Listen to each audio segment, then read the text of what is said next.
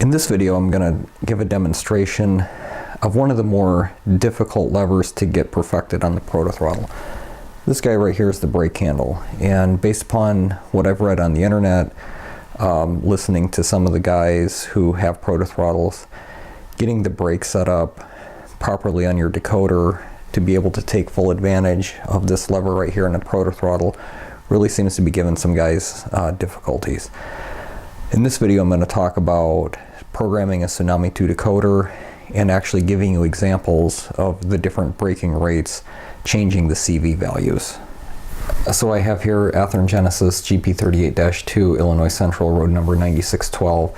This has a Tsunami 2 decoder, and the first thing I'm going to do is I'm going to bring this over and put it on my JMRI and actually show you the CV values that we're going to start with. So the first thing I'm going to do is I'm going to set the deceleration rate, or CV4, to a value of 0 and show you how the train responds when you turn throttle off. And then I'm going to go back and put CV4 to the highest value, which is at 255, and show you what the momentum does so you can get a feel for how the locomotive reacts prior to applying the brakes. So here's how I'm going to run this test setup. I'm going to start the locomotive in the exact same location every test run. I'm going to put the ProtoThrottle to notch 4, and I'm going to hit the brake at the exact same point every single pass. So the locomotive should be at a consistent speed, and you'll be able to verify how quickly the locomotive reacts, changing some of the CV values. So my reference point is going to be the throw tie on this particular turnout. So where my finger is, this is the point where the throttle will be taken off or moved back to 0, and if I'm going to apply the brake, this is the point where it's going to apply. Then the second thing I'm going to do is I have these little sticky notes here. I'm going to take and write the number of the test run that I'm doing, and I'm going to put the sticky note on the fascia so you have a reference point for where the locomotive stopped. Look at the video description to see which number on the sticky note corresponds to the particular setting on the locomotive, so that way you can get a good feel for how changing the CVs changes the braking distance on your Tsunami 2 decoder. Okay, if you watched any of my previous videos, you know that CV number 3 on the Tsunami 2 decoders corresponds to the acceleration rate. You want a mid to high range value on this, anywhere from 0 to 255. I have it at 200. CV4 is the baseline brake rate, or the deceleration rate. This is a default on the decoder to a value of 0. I have mine set to 150 right now, but I'm actually going to change this back to a value of 0, and now I'm going to go to the layout and show you what happens when you take the throttle away from the locomotive. So the first test number 1, is going to be the locomotive at notch 4 coming up to the turnout. No brake is going to be applied, and I'm simply going to put the throttle back to 0.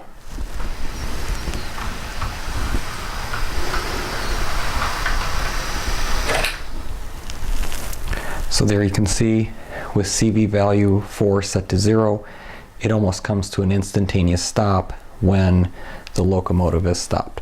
So I'm going to go ahead and put sticky note number 1 right where the nose of the locomotive stopped. Okay, so there you see I have sticky note number 1 placed. I went ahead and changed to CV4 to a value of 255. You're just going to have to trust me in this one. I'm trying to keep the length of the video down of not showing you JMRI every single time, but I can assure you that I'm legitimately changing these values. So now I'm going to do a test run, CV number 4 at a value of 255, and not applying brakes, so you can see how the locomotive reacts with a high deceleration or momentum rate.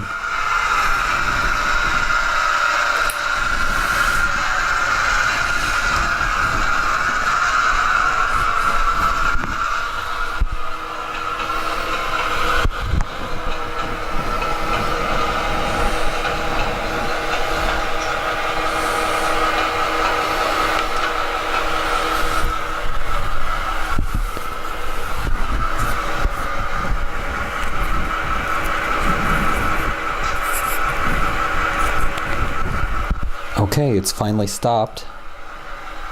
I'll go ahead and mute this here.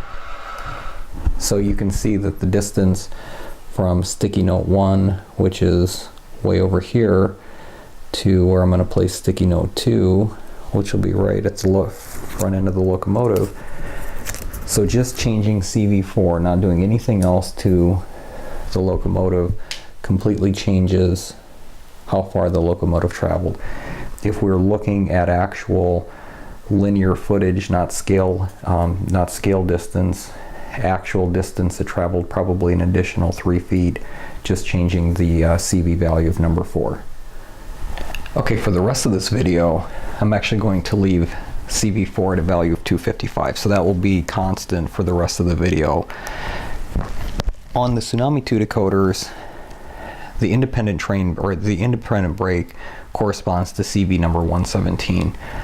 Out of the box, factory shipped out of the box, this is actually deactivated. So you actually have to come in and change CV 117 to a value before F11 will actually work to engage the brake on your train. Here's how CV 117 works. Essentially, any value from 0 to 127 will increase the brake rate from the baseline deceleration rate. So essentially this gets added to CV value number 4, and there's also CV value number 24 that's taken into account when braking. We're not going to mess with CV 124 in this video. So the first thing I'm going to do is I'm going to change this to a value of 1 so you can actually see the effect of having a low CV value or low value in CV 117. Once you get to 129 and 155, values of 129 to 155 on CV 117, then it starts subtracting the value from CV number 4 and 24. So that's where you're going to get a much shorter braking distance. So I'm going to give an example of this here real quick. CV value, or CV 117 to a value of 1. I think I wrote that, I'll just double check it. And then we'll do some testing with this as well. So in theory, with a value of 255 on CV4 and a value of 1 on 117, the locomotive should actually travel a distance a little bit farther than sticky note number 2 because it's going to increase the braking delay. So let's test this theory out and see if we're accurate. One thing real quick I'm going to show you on the ProtoThrottle. So if you scroll through the menu, you can actually get to the options. When you click on options, it's going to give you a choice of having the variable brake on or off. The variable brake on essentially means as you move the brake throttle to the right, it's like pushing the brake pedal on your car. The harder you push it or the farther you push it down, the more braking effect you're going to get. So the farther you slide this to the right, you're going to get a higher variable braking effect. If you only move it just a little bit, you're going to get a lower braking effect. So for this video, I'm going to leave the variable brake on. If you switch this, if you change this to off, what this does is essentially makes this brake lever an on-off switch. You have to get it at least to 50% rate to engage F11, which is going to be the brake. So this is really analogous to hitting F11 on your hand throttle. If you're, I use the Digitrax throttle, so if you hit F11 on there, it essentially, there's no variability to it. It turns the brake on and applies the CV value. So for this particular video, I'm going to have the variable brake on, and I'm going to apply a 50% brake rate for every single pass that I go through here. So that's what we're going to do. I just wanted to show you that real quick.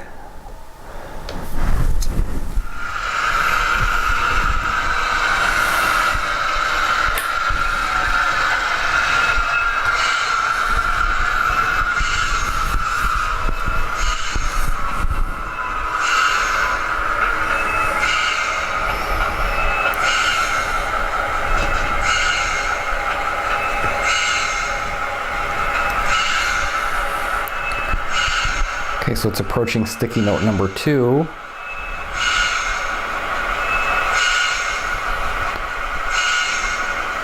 And as I predicted, here's sticky note number 2, and I put this right at the nose of the locomotive when it stopped with no brake line, with no brakes applied. It moved it, it's about an inch over. So I'm going to place sticky note number 3 right where the edge of the locomotive is. And this signifies brakes applied. You could hear the brake engage. And with a CV value of 1, it added it to my number 4 of 255. And it actually increased the braking distance on this locomotive. So I'm going to go ahead and put sticky note number 3 there. And we're going to go ahead and move on to a different value for CV number 117. Okay, so what I just did now is I set the decoder to a value of 128, which is the lowest value that it's going to subtract from CV number 4. So my theory is, since this is the lowest value that's going to subtract, it probably will stop just a little bit short of sticky notes 2 and 3, because really essentially it's such a minuscule subtraction. We're essentially subtracting 1 from the value of 255 from CV number 4. So my theory is it'll stop probably just a little bit shy of sticky note number 2.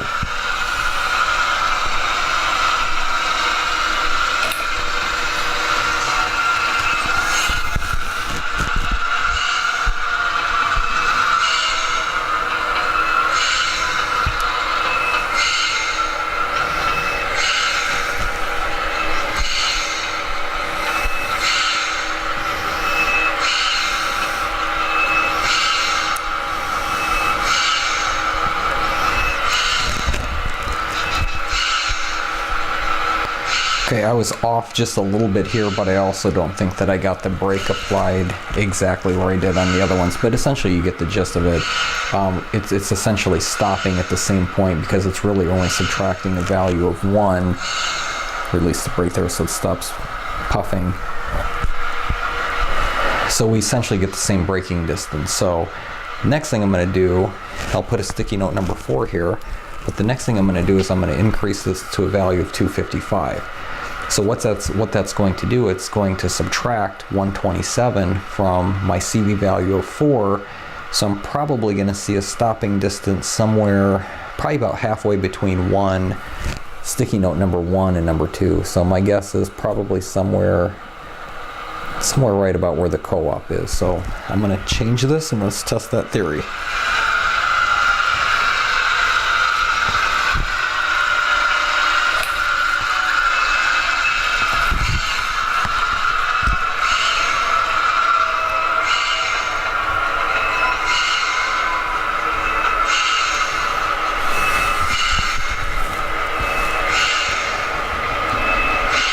So really, just as I suspected, there's sticky note number 1. There are sticky notes 2, 3, and 4. The locomotive pretty much stopped right smack dab in the middle of my layout here. So that's pretty much exactly what I expected it to do. So what this means is, I'm going to go ahead and stick sticky note number 5 on here.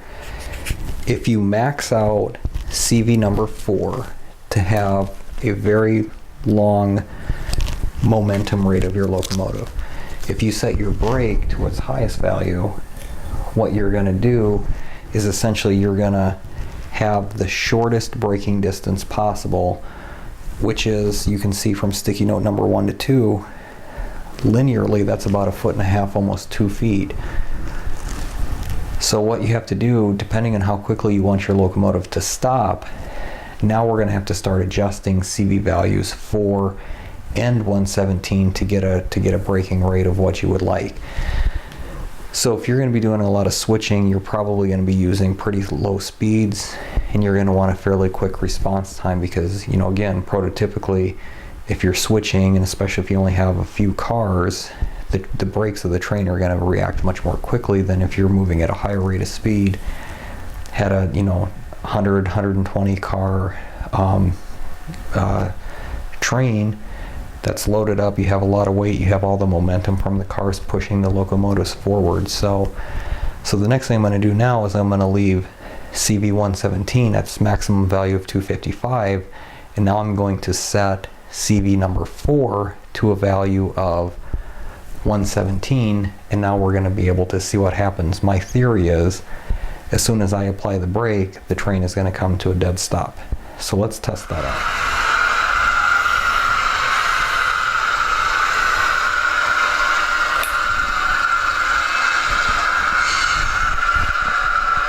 So there you can see changing CV number 4 to a value of 117, applying the brake at a maximum of 255.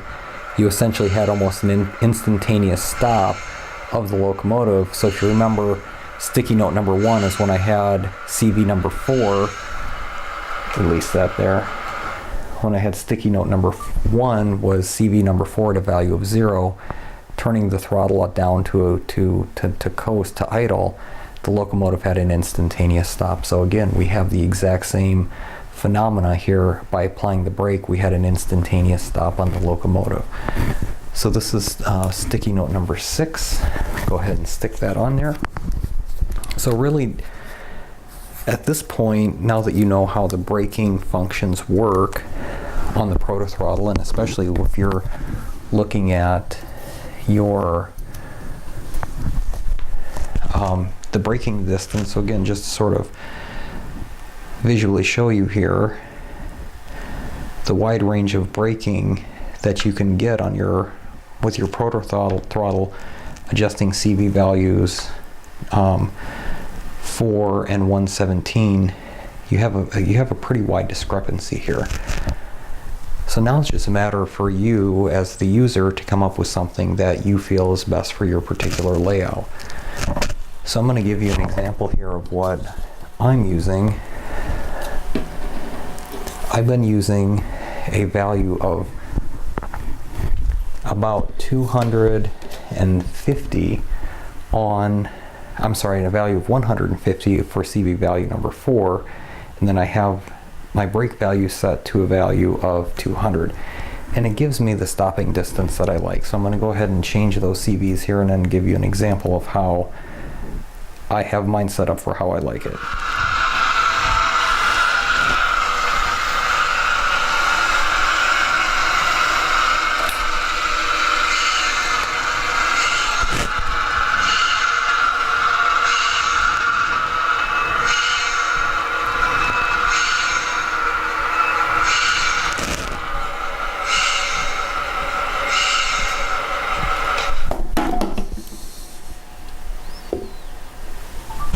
So this is set how I like it, and you can really see it's sort of a split between really when there was little braking effect to to number 5 where there was about half distance. So really this stops in about a quarter of a distance between the lowest braking value and the highest braking value. So let me put sticky note number 7 on here.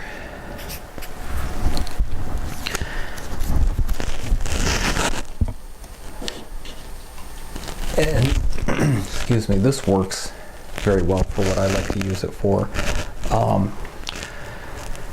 I do a lot of switching. I have a lot of low speed operations. Actually coming to a stop from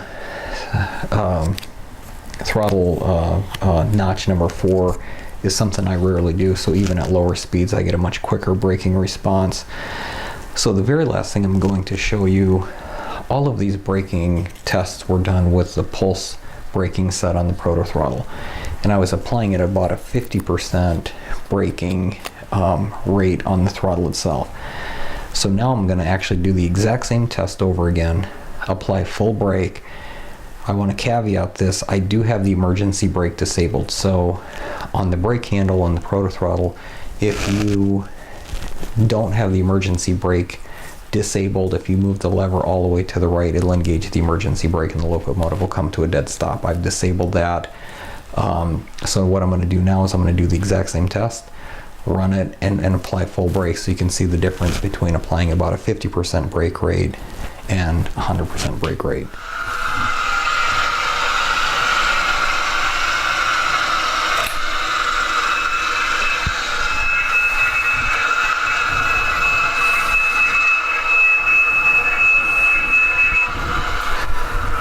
So again, with 100% brake rate, you can see the difference between 50%, which is sticky note 7, and 100%, which is CV, or sticky note number 8.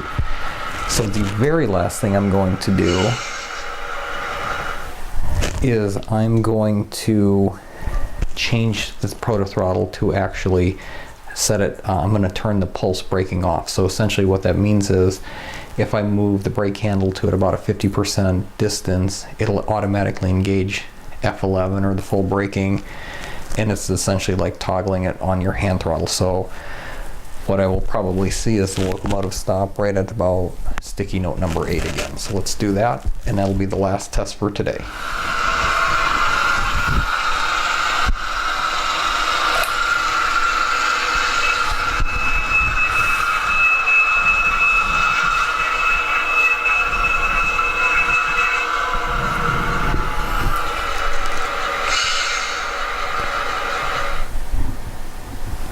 So as I suspected, turning the pulse throttle, or turning the pulse braking off, it essentially stopped at the exact same point of having the variable braking on, or the pulse braking on, and giving it maximum brake. So, you know, again, I hope this video helped.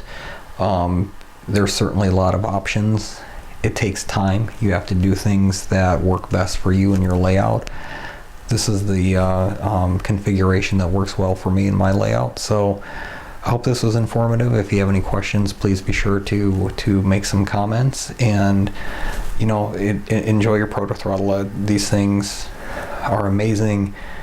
The more I work with it, the more I program the CVs, the more I get comfortable with it. It revolutionizes model railroading. It really gives you the feel of being in a locomotive. So I thank you for watching. I hope you've been enjoying this video series, and if you have any questions, you know, please shoot me a comment and I'll be more than happy to answer them.